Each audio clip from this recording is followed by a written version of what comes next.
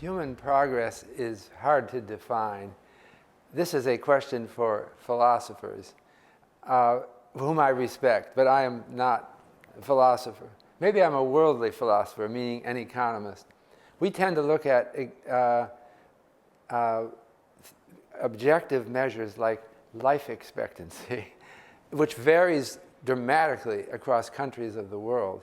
And we want to see their economic development to proceed so that their life expectancy reaches that of advanced countries. That comes to my mind first. The first thing is to be alive.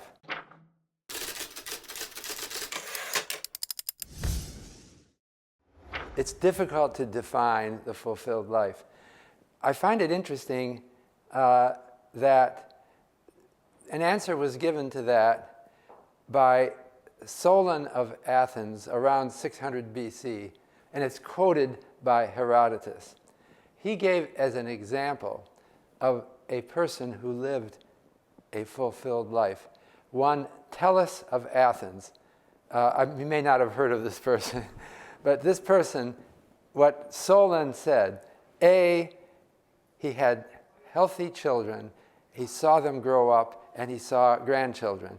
B, he died a heroic death in battle defending his country.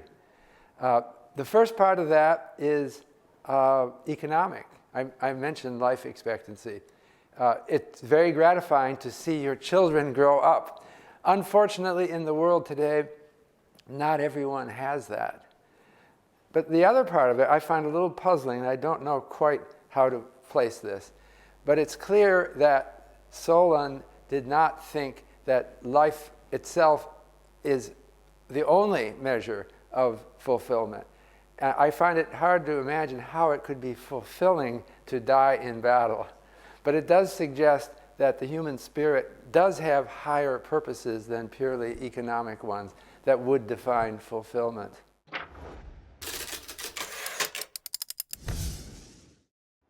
Who or what inspires me? I actually don't know.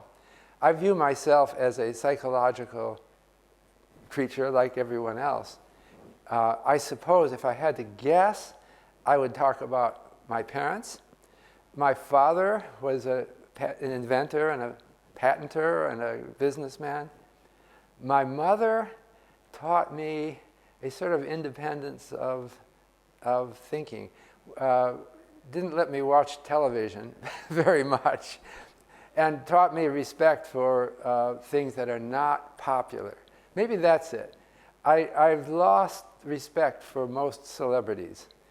I do not read books from the bestsellers list generally. I read books that are obscure. There are so many of them. It's not any one person that inspire me.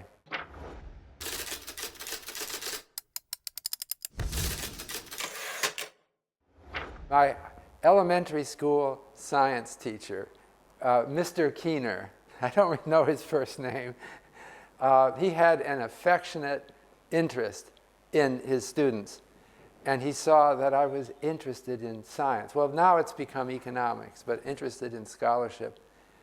And I still see him in the shadows of my mind, urging me on.